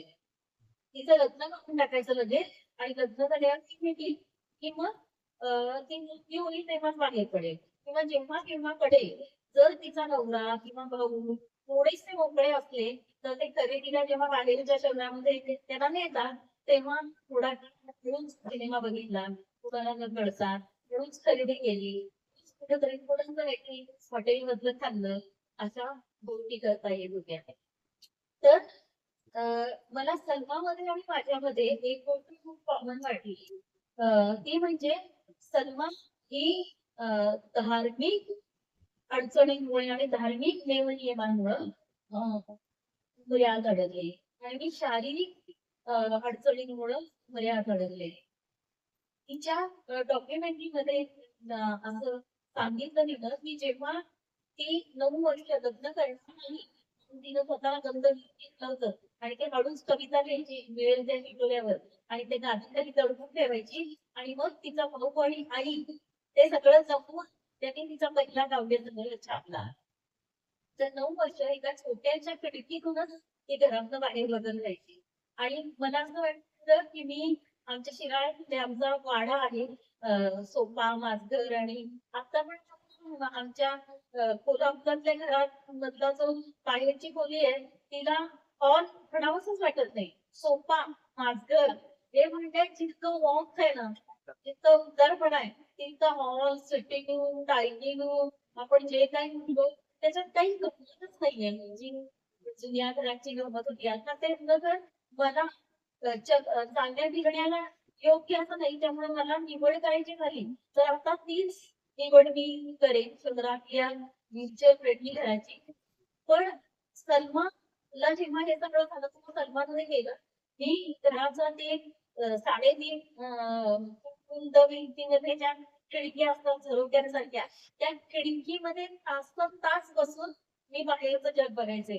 म्हणजे मला सगळं बाहेरचं आणि मला असं वाटतं सलमानचं अनुवाद करताना मला असं कळलं की खरं तर त्याच्यात खूप जास्त लैंगिक संदर्भ आहे. त्याच्यामध्ये मासिक पाळीविषयी आहे पुरुषांच्या बाहेरच्या हे सगळे पुरुष बाहेरच्या देशामध्ये राहणारे आणि 3 महिने 6 महिने वर्षातून घरी परत येणारे आहेत त्यांचे तिकडचे लोक आहे. घरी आल्यावर परत तिकडचे मग त्या काळात स्त्रियांची होणारी आवड आणि स्त्रियांनी ज्या धाडसी स्त्रिया आहेत त्यांनी आपले गुप्त केलेले रोग आहे आणि मग त्यांच्या लैंगिक सगळ्या अभिव्यक्ती या सगळ्याची वर्णनं त्याच्यात होती. आणि माझ्यासारख्या व्यक्तीला तो अनुवाद करताना जटिल आणि क्लिष्ट असे प्रश्न होते. तर माझ्यासारखी व्यक्ती तुमच्याही आणि तुम्ही किडे नावाच्या पार्श्वभूमीवर हे बघा की त्या व्यक्तीला लैंगिक भावभावना असतात समज असते आणि इच्छा असू शकतात याबद्दलचा विचारच कुठे केलेला नाहीये. अपंग व्यक्ती किंवा आजारी व्यक्ती म्हणजे फक्त मेडिकलच्या गरज असणाऱ्या व्यक्ती असंच मानलं जातं बहुतांश वेळा. त्यामुळे तो अनुवाद करताना मला असं लक्षात आलं की काही काही भागांचा अनुवाद सुबक आणि पटापट कसा होतोय, तर माझं शिक्षण पुन्हा शाळेत न झालं होतं, त्यामुळं माझं जास्त शिक्षण झालं, की असलेल्या बायका ज्या आहेत ना, त्या इतक्या काही काही गोष्टी बोलायच्या. माझ्या आई बाबांनी या गोष्टी आताच कळवलं असणार आहे. तर त्यांना माहित नाहीये मी काय काय ऐकायचे. तर त्या बायका इतकं काही काय बोलायच्या. त्यांच्या नवीन एखाद्या लग्न झालेल्या मुलीचं वैवाहिक आयुष्य, तिला दिले जाणारे सल्ले, बाळंतपणाचे सल्ले, सासू सुनेच्या कुरबुरी आणि असंख्य त्यांच्या आयुष्यातल्या कानात बोलायच्या काही गोष्टी आहेत ना, त्या एकमेकींच्या त्या बोलत बसलेल्या असायच्या. आणि त्याच्यामध्ये काही सेन्सर नव्हता. त्यांचं ते मोकळेपणानं चाललेलं होतं. पण मी इथं आसपास असले तरी अपंग व्यक्तीला मुळात ते म्हणजे सगळ्या अपंग व्यक्तीला मेंटली रिटार्डेड असतात. त्यांना बुद्धिमान नसते, त्यांना विचार काहीच कळत नाही. असं असल्यामुळं माझं भविष्यात असणाऱ्या पुस्तकाचा अनुभव तिथं तयार होतो. तर या सगळ्या गोष्टी म्हणजे खरं सांगायचं तर मी एकटीच घरी बसलीये म्हणजे चित्र रंगवून ते दुसरं की माझं आयुष्य गेलं ज्या काळात तिनं शाळेत जायचं, नाचा बागडायचं, कॉलेजमध्ये जाऊन लाजा बोलायचं, या सगळ्या गोष्टी माझ्या आयुष्यात वगळल्या गेल्या. सहली, क्रीडा स्पर्धा आणि सगळंच गणपती बोलून म्हणजे शिराळे ते प्रत्येकाचं चैत्रा गौरीच्या हळदी कुंकवात पुरवून प्रत्येकाला ते आंब्याची डाळ आणि हे सगळं बनविणं वाटणं किंवा रामाचं देऊळ, मारुतीचं देऊळ आणि कुठलं काय कुणाचे काय भंडारे तिथं जाऊन वाटणं, आदल्या दिवशी लुटून करणं, हे सगळंच माझ्या आयुष्यातनं वगळलं गेलं. पण इतका काळ वाट बघितली नाही मी. तो काळ असाच गेला. पण तो असाच गेला तेव्हा आता कळतंय की तो एकांत खऱ्या अर्थानं प्रेग्नंट होता. आपल्या पोटात काहीतरी करून होता. आणि ही सगळी झालेली वजाबाकी बेलचेच्या रूपानं माझ्या अकलमच तयार झाली. तर बारकाईनं माणसं जेव्हा पाहतात ना तेव्हा ते असं आपल्याला इतकं आपल्या शरीराला बघता करता येतं की आपण वरवरच्या सुद्धा कधी कधी गोष्टी जास्तच करत असतो. त्यामुळे बारक्या गोष्टी थांबून बघायचं राहून जातं. आणि सोशल मीडिया आल्यावर माणसांचा संयमपणाच गेलेला आहे. ताबडतोब लगेच भूक लागली लगेच स्विगी, भूक लागली लगेच आपण थांबतच नाही त्याच्यासाठी. दुर्दैवानं बायका थांबतात शारीरिक अडचणींवर उपचार करण्यासाठी. त्यामुळं आपल्याकडं लघवी विषयक, गर्भाच्या विषयक जास्तीत जास्त आजार हाताळण्यामध्ये स्त्रियांचं प्रमाण जास्त आहे. आता अलीकडे डॉक्टर माया तुंबुळेची मी बोलत होते पांढऱ्या डागांविषयी. त्यांनी वितळ नावाचा सिनेमा केलेला आहे. कोड हा शब्द आता शासनाकडून सुद्धा वापरला जात नाही. आता आपण श्वेतवर्ण श्वेतपृष्ठवर्ण जवळ जाणार आहे म्हणून ते संसर्गजन्य असं वाटू शकतं. पण पांढरे डाग संसर्गजन्य नाही आणि ते अनुवंशिक पण नाही. त्याबद्दल माया भोपळे खूप काम करतात. तर मायाताईशी मी जेव्हा बोलत होते तेव्हा मायाताई म्हणाली की स्ट्रेस रिलीज होत नाही बायकांच्या आयुष्यातला आणि त्या त्याच्यावर काम करत नाही, घडाघडा बोलत नाही, आपल्या हात त्रास करून घेणं आणि सहनशीलता हा त्यांना उत्तम दागिना वाटतो. आणि दुर्दैवानं त्यामुळे आपल्या देशात 2.5% जे कोड किंवा पांढरे डाग आहेत त्याच्यामध्ये 60% स्त्रिया बळी पडतात पांढऱ्या डागांना. आणि हा जास्तीत जास्त स्ट्रेस मुळे वाढणारा भाग आहे. आणि त्याच्याबद्दल संसर्गजन्य मानू नये किंवा तेही सौंदर्याचं एक वेगळं रूप आहे. विरूप असेल वाटतं तरी विरूप वाटतं कारण की पुष्कळ माणसं एका वर्णाची असतात. त्यामुळे एक वेगळा वर्ण आपल्याला खपत नाही. आणि आपल्याला एक वेगळं काय काय खपत नाही याच्या बऱ्याच दुर्दशा आपल्याला आसपास आता दिसत आहेत. आणि त्याबद्दल वेळोवेळी आपण बोललंच पाहिजे. पण मी सुद्धा माणसांच्या गोष्टीकडे येते की या सगळ्या गोष्टी कायदा पूर्ण घेत घ्यायला नको असं मला ही कामं करताना कळतं. पण तरी ते 10 सुद्धा सोडला मला आठवत नाही. एक का बोलायला लागले मी तर पुष्कळ गप्पा मारण्यासारख्या. सलमाबद्दल मी तुम्हाला सांगत होते की सलमा आणि माझ्यात हा रिझेम्बलन्स तयार झाला आहे पुष्कळ. आणि मला सेक्शुअल पुष्कळ गोष्टी समजून घेण्यासाठी मोकळे म्हणजे अवधूत आता इथं आलेला आहे. इंद्रजीचं नाव मगाशी तू घेतलं. सो पुष्कळ मित्रांनी अजिबात उगीच लागून मुरकून किंवा बायकांनाही सांगायला नको आणि ही चर्चा करायला नको असं न करता भूषण गोगावकर ह्या सगळ्या मित्रांनी मला सगळ्या शरीराचा ग्राफ समजून घ्यायला मदत केलेली आहे. तर मला असं वाटतं की ही वजाबाकी आयुष्यात चालता न येणं आणि अपवाद होणं ही झाली नसती तर कदाचित हा आयुष्याला इतक्या निश्चितपणे फेडायचं असतं, इतकी सुंदर माणसं आपापल्या कमतरतेसोबत जगत त्यातून काहीतरी नवं शोधून यथेच्छ रडतात, यथेच्छ त्रास करून घेतात, पण आपली पूर्ण ताकद कोणाला लावून कुठच्या कुठे जाऊन आयुष्याला भेटतात त्या गोष्टी मला दिसल्याच नसत्या. कदाचित मी संसार करणं आणि आपलं काय म्हणतात आर्थिकरित्या मिळवती असणं म्हणजे ही आपली मेघना पेठे म्हणते की बायका मिळवती आहेत पण बायका ठरवती आहेत का. तर मी मिळवतीही आहेत ना मी ठरवतीही आहेत का. आणि त्यानंतर पुष्कळ मागण्या करून आई बाबांचाही पैसे वगैरे खर्च करणं वगैरे सगळी कामं जी मी आता निवांत करते ते स्वातंत्र्य असं उपभोगता आलं कारण मी पुष्कळ कमावलं. त्यामुळे उरलेल्या स्वातंत्र्याचं ठोक मला पटून गेलं. अवधूतीकडे तर अवधूतच्या बाबांनी अवधूतचे बाबा माझे मित्र म्हणजे नाही तर त्यांनी मला एकदा म्हटलं की अगं कुठेतरी तू लांब घेऊन यायला पाहिजे. आणि बरं आमचे अनिल सडोलीकर सुनीता चाकू दिसते आणि माझा मित्र उत्पल आणि जो मिळून साडेजणीचं काम करतो उत्पल बाबा आणि त्याची बायको तनुजा. आमचं असं बरेच घरी लांब जायला पाहिजे लांब जायला पाहिजे. युरोपला सोबी असा प्रस्ताव अनिल सडोलीकरांनी काढला. तर तेव्हा ती चर्चा आधी नाईकांना माहित होती. तो आधी नाईक म्हणते तू सांगू युरोपला मी तुला तिकिटाचे पैसे देतो. असं करून त्या दिवशी सगळं बघितलं. तिकिटाला किती पैसे लागतील तिथं राहायला पाहिजे आणि मला खरेदी करायचं झाली तर किती पैसे लागतील असं सगळं आणूनच दिलं त्या माणसाने मला. आणि त्यांनी मला सांगितलं की हे काही हुकार नव्हे तुला आनंद घेण्याची तुझी वृत्ती आहे आणि मी कमावलेला पैसा आहे मला कुणीतरी आनंद घ्यावा वाटतो आणि नीट घ्यायची मला खात्री आहे. तू फक्त आल्यावर समजून सांग आणि तू जग समोर असतो तुझ्याकडे ते स्किल आहे आणि तुझ्याकडे तो आनंद मिळवण्याची वृत्ती आहे तू सगळं करून टाक. आणि तुम्हाला सांगते मी पण त्यातून बाहेर पडेल की नाही हे आई बाबा आता इथे असताना माहितीये की आम्ही विचार करून सजग नव्हतो. आई बाबांना 2-3 दिवस नातेवाईकांच्या लग्नाला आणि कुठे जावं लागलं तर मला माझ्या मावशीकडे अक्का मावशीकडे किंवा एका कराडच्या आत्याकडे 3 दिवस सोडून जाताना सुद्धा त्यांचा वरखाली व्हायचा की कुणाला तरी आपल्या मुलीचं हे होतं नको आणि आपण समजून जातो तिला काही त्रास झाला तर या सगळ्यांचा ताण त्यांच्या आयुष्यात कायम असायचा.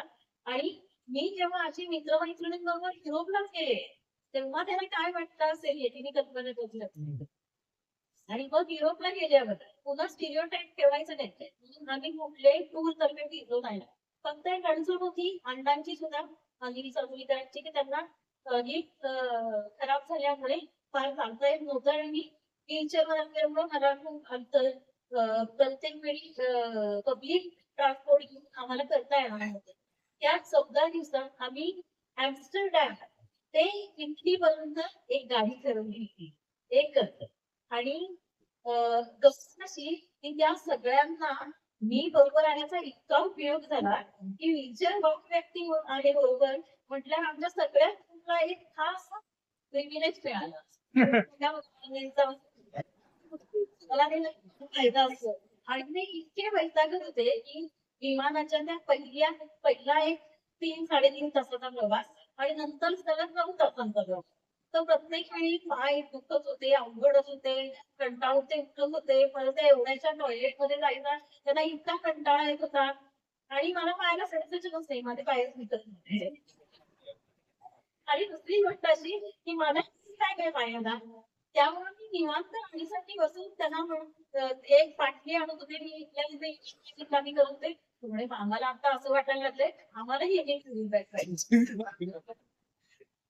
तर अशी सगळी गंमत पण ही युनिट आहे हा एक नवा अवयव ऍड करताना मला इतकं वर खाली जीव झाला होता की आपण झोपताना कायमची बॅग असणार, आपण प्रवासाला जाताना असणार, मग आपल्या कपड्यांमधून ते दिसणार, मग लोक कळवून करणार, आपण कितीपर्यंत लोकांनी डोळ्यात बघावं आणि सारखी विचार याच्यासाठी झगडा केलाय आणि लोकांना उत्तर दिले इतकं की मला अनेकांनी सल्ला दिलाय की चंद्रपूजनाच्या वेळी तुझ्या जिभेला फुललं ही म्हणतीस होती की बोललेली आहे भांडण करताना. तर त्यावेळी मला डॉक्टर अजय कुलकर्णी म्हटले होते, मी म्हटलं सर आणखी थोडं पुढे या की बॅग सांभाळायची म्हणजे अवघड आहे आणि बॅगनी इन्फेक्शन होणार नाही का? म्हणजे समजा मला पॅराकेजी असल्यामुळे युरिन आत साठून राहते की ते पूर्ण पोचणं आहे नाही हा शेवाळ होतं, शरीरात सुद्धा शेवाळ होत असतं आणि त्याचा ताप येतो. तर मग आता हे झाल्यावर इन्फेक्शन होणार नाही का? तर म्हटले सोनाली कुठल्याही माणसाच्या आयुष्यासाठी ही फॉरेन बॉडीज आहे. दोन वाईट गोष्टींमध्ये त्यातल्या त्यात कमी वाईट गोष्ट आपल्याला निघाली झाली आणि त्यातल्या त्यात कमी वाईट गोष्ट कॅथेटर आहे. पण जर कॅथेटर तू निघालतोस तर तू मुक्त होशील. प्रत्येक ठिकाणी व्हीलचेअर फ्रेंडली टॉयलेट म्हणतही नाहीच आहे. तर ते आहे का नाही हे तुझे प्रमाण ठरणार नाही.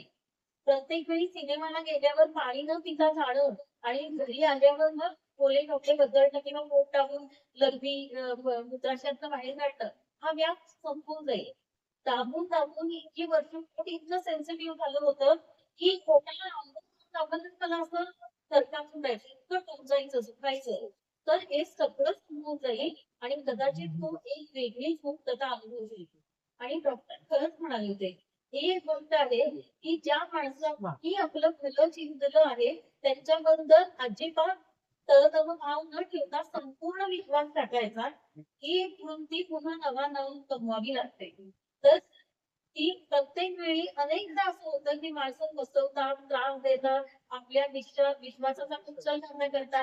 पण पुन्हा नव्या माणसांवर विश्वास ठेवण्याची शक्ती पुन्हा नव्यानं सगळ्यांना भेटण्यातच येते. तर त्यामुळं मला असं वाटतं की बोलू तर मी आणखी 5-6 तास राहते. तो काही प्रॉब्लेम नाही. मला आवडून तर खायला घालून आणलेला तेव्हा भरपूर टाकलंय आणि तुमच्यासाठी मला नेक्स्ट आहे. तर त्यामुळे गप्पा तर आपण मारतच राहू पण मला तुम्हाला सांगायचं हेच आहे पण नकारात्मक गोष्टीतून कदाचित वेगळ्याच एका दिशेचा अनुभव आपल्या नकळत होत असतो. तो आपण बघायचा अजून तर जात नाहीये ना ही जात मी स्वतःला कायम आणलेली आहे. अजूनही प्रत्येक टप्प्याला आणावी लागते. कधी कधी खूपच वैताग येतो. पण ती जात आणत म्हणजे एकच वाक्य अदृश्यपणे मी होत ठेवले आणि मी तशाच प्रकारच्या वेदना करत चालले आहे. आणि तुम्ही इतकं शांतपणे ऐकून घेतलं त्याबद्दल मनापासून आभार. मला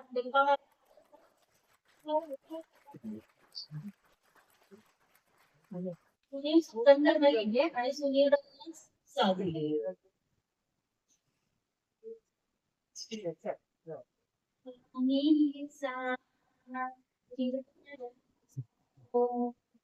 मेरा मेरा सारी जगत हो मेरा मेरा सूरज जैसा मेरा मेरा चंदा मेरा मेरा पानी सा निगल हो मेरा मेरा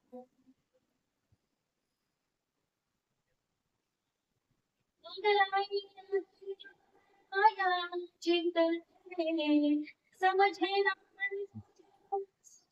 समझे ना तेरा हसन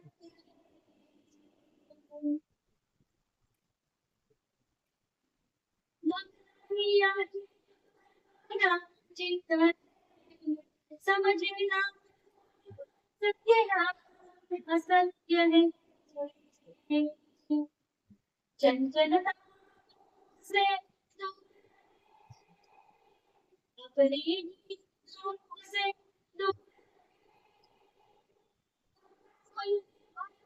मेरा मेरा मेरा मेरा पानी सा निर्मल मेरा मेरा धरती सा विजन मेरा मेरा मेरा मेरा मेरा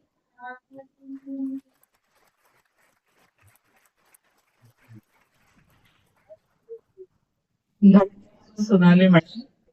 नमस्कार. डॉक्टर देशपांडे यांच्या स्मृतिदिनानिमित्त सोनाली नवांगुळे यांना आपण या ठिकाणी आमंत्रित केलं आणि त्यांच्या अनुभवांचे बोल आपण अत्यंत शांतपणाने ऐकून घेतले. त्यांनी दिलेला संदेश मला त्या 2 ओळी नेहमी वाटतो की शक्ती मेरे नादाता मन का विश्वास कमजोर होना. हे जे गीत आहे की आपल्या मनाचा विश्वास कमी द्यायचा नाही तर आपलं मन तयार करायचं. ते मन सोनालीनं या ठिकाणी आज तयार केलं आहे आणि त्याचा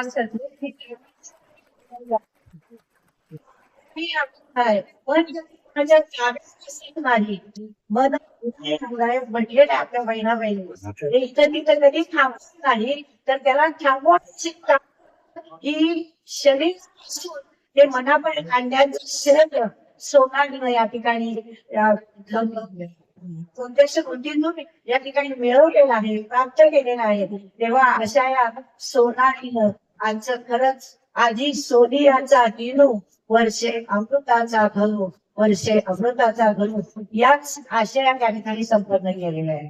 तेव्हा सोनाली नवांगुळ अर्चना गोळात यांच्या विनंतीला मान देऊन या ठिकाणी आल्या आणि महाराष्ट्र साहित्य परिषदेनं त्यांचं नाव सांगितल्याबरोबर आम्ही लगेच त्यांना फोकट दिला.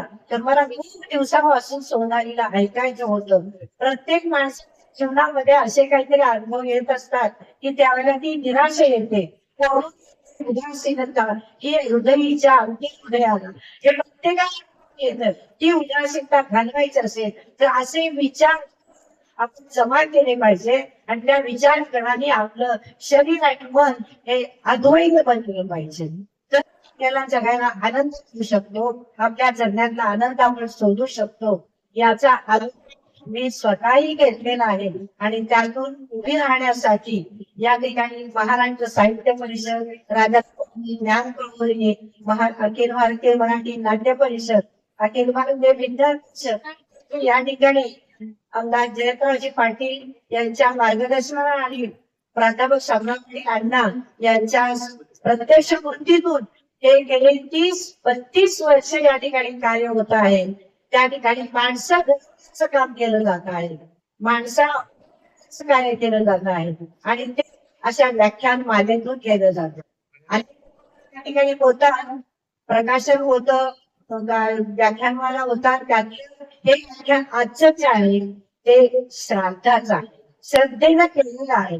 श्राद्धाच्या जेवणापेक्षा 4 माणसांना जेवू घातल्याचं पुण्य मिळतं, अन्न परत वाढेल. पण त्याच्याही पेक्षा ज्ञानात दिल्यानं ते जमा घालतात ती आणि ज्ञानाने माणूस घडू शकतो. त्याच्यासाठी आजचं हे व्याख्यान आपण आयोजित केलेलं आहे. गेले 28 वर्ष असे ज्ञानाचे गण या ज्ञानाच्या गणाचं स्नेह आपल्यासारख्या जाणत्या चांगल्या आणि उत्सुक असणाऱ्या श्रोत्यांच्याकडे नेऊन पोहोचवण्याची क्षमता परमेश्वरानं दिली आणि ती त्याचे धन्यवाद या ठिकाणी मानते. आणि आमच्या कार्यक्रमासाठी सोनाली या ठिकाणी शिराळचीच आहे, पण तरी सुद्धा या ठिकाणी कोल्हापूरला राहत असून सुद्धा लगेच आली आणि आपण हे ज्ञाना या ठिकाणी दिलं अनुभवाचं त्याबद्दल त्यांचे मन महाराष्ट्र साहित्य परिषद आणि देशपांडे कुटुंबियांच्या वतीने या ठिकाणी मानले. प्राध्यापक शामराव पाटील अण्णांचं सतत असतं अशा काही चांगल्या गोष्टी करण्यामध्ये ते स्वतःला या ठिकाणी खूप आनंद मानतात आणि अशी 2-3 व्याख्यानं दरवर्षी त्यांनी आयोजित केलेले आहेत. आयोजित करू शकतो महत्वाचं आहे. एखादं व्याख्यान सुरू करायचं 4 वर्ष तर पुन्हा त्याचं काही मागूसही असत नाही. पण ते आता 20 वर्ष चांगल्या रसिकांना त्यातले ज्ञानाचे कण देण्याचं काम अण्णांनी केलेलं आहे. त्यामुळे प्राध्यापक शामराव पाटील अण्णा हे आधारस्तंभच आहेत या संस्थेचे आणि त्यामुळे त्यांच्याही मनपूर्वक आभार. आमच्या महाराष्ट्र साहित्य परिषदेचे अध्यक्ष प्राध्यापक डॉक्टर स्वामी सर यांनी या ठिकाणी या कार्यक्रमासाठी आपला वेळ दिला. आपल्या या ठिकाणी जे नियोजन केलं आपल्या सर्व कार्यकारिणीच्या सभेत, तेव्हा स्वामी सर आणि सर्व कार्यकारिणी यांचेही मनपूर्वक आभार. आमच्या इथून महाराष्ट्र साहित्य परिषदेसाठी सांगली जिल्हा प्रतिनिधी म्हणून गेले प्राध्यापक दशरथ पाटील सर यांचं अगदी सुरुवातीपासून योगदान या संस्थेसाठी आहे, या व्याख्यानांसाठी आहे आणि त्यांनी आज या ठिकाणी वेळ दिला त्याबद्दल त्यांचे आभार. पण माझ्या समोर बसलेले माझ्या सासऱ्यांचे मित्र म्हणजे 90च्या आसपास आलेले साहेब या व्याख्यानाला आले. मी त्यांना नतमस्तक त्यांचे या ठिकाणी आभार मानले. कारण या वयात बाहेर सुद्धा कठीण होतं पण ते या ठिकाणी आले कारण ते प्रेम आणि तो जिव्हाळा या लोकांच्या जगलेली माणसं या ठिकाणी अजूनही समाज अशा प्रकारची त्यांची प्रेरणा असते. प्राध्यापक डॉक्टर पी.बी. प्राचार्य डॉक्टर पी.बी. कुलकर्णी सर माझ्या विनंतीला मान देऊन या ठिकाणी आले. आज वर्षा केली आहे 31 मार्च त्यांनी पतसंस्थेचे आधारस्तंभ माहिती ग्रंथ पतसंस्थेचे, पण तरी त्या ठिकाणी वर्षाखेरीपेक्षा सुद्धा आयुष्याने दिलेलं ज्ञान महत्वाचं आहे हे त्याने मानलं या ठिकाणी आले. आयुष्याची अखेरी 31 मार्चला डॉक्टर विवेक देशपांडेंची झाली आणि तो दिवस वर्षाखेरीच्या नावाने या ठिकाणी साजरा होतो. तरी सुद्धा लोक या ठिकाणी येतात. आज स्वामी समर्थांची प्रगट दिन आहे तरी सुद्धा श्रद्धा तिथूनही तिथं आलेली आहे. तेव्हा या वर्षी आमच्या भगिनी सगळ्या अत्यंत संख्येने उपस्थित आहेत. भगिनी एका भगिनीचं वक्तव्य ऐकायला अतिशय संकट सांगितलं की त्याची मूर्ती म्हणजे स्त्री आहे, सहनशीलतेची मूर्ती म्हणजे स्त्री आहे. तिला ते सहनशील केल्यामुळं तिला कुठल्या व्याधी होतात त्याचंही त्या ठिकाणी तिने सांगितलं. त्या सहनशीलतेवर मात करून जे जे चांगलं जे घेतलीच पाहिजे असा आशय मी या भगिनीला दिला. त्याबद्दल तिचे खरंच पुन्हा एकदा आणि माझ्या सगळ्या मैत्रिणी काय मी महिला चळवळीत गेली 35 वर्ष मॅडम काम करते. त्या महिला चळवळीत काम करत असल्यामुळे या सगळ्या महिला आजच्या काही सामाजिक काम करतात, काही महिला विषयक महिला मंडळ त्या ठिकाणी काम करतात, काही पत्रकारितेमध्ये काम करतात, काही राजकारणामध्ये काम करतात. या ठिकाणी ते उपस्थित झाले. माझे शेजारी सगळेच या ठिकाणी उपस्थित आहेत. त्यांचे सर्वांचे आभार. माझे कुटुंबीय या ठिकाणी अगदी आनंदाने याच्यामध्ये मला आनंद देतात की आई करायची. मी म्हणतात तर नाही करायचं बाबांचा म्हणजे हा व्याख्यानाचा कार्यक्रम आपण करायचा. मग माझा मुलगा असेल सून असेल मला प्रत्यक्षरित्या माझी नातवंड असते या ठिकाणी मदत करतात. मला धाडस वाटलं माझ्या नातीचं साईशा देशपांडेचं तिने इथे वेळ पायी खाता घेऊन बरोबर दिला पाहिजे याचं शिष्याकडूनही या ठिकाणी मार्गदर्शन मिळू शकतं. तेव्हा महिलांचे आभार. आणि नंतर मी माझ्या बंधूंच्याकडे वळते कारण माझे सगळे प्राध्यापक बंधू या ठिकाणी आहेत. माळगी सर आहेत, एकनाथ पाटील सर आहेत, या ठिकाणी प्राध्यापक क्षीरसागर सर आहेत, आमचे बीडी कदम सर पण तरी सुद्धा तेवढ्याच हिरिरीने या ठिकाणी आले आहेत. कुंभार सर आहेत, योगाचे लोक आहेत. सगळ्यांचीच नावं मी आता वैद्य सर आलेले आहेत. त्या ठिकाणी प्रभाकर जंगम आहेत, खंडेकर आहेत, आमचे रवी पावडीकर आहेत. या सगळ्यांनाच या ठिकाणचं मनपूर्वक म्हणजे राहते मी आभार मानते. आणि आजचा कार्यक्रम आईस्क्रीम खाल्ल्यानंतर सगळे जाहीर करते. आईस्क्रीम सगळ्यांनी मिळालं नसेल तर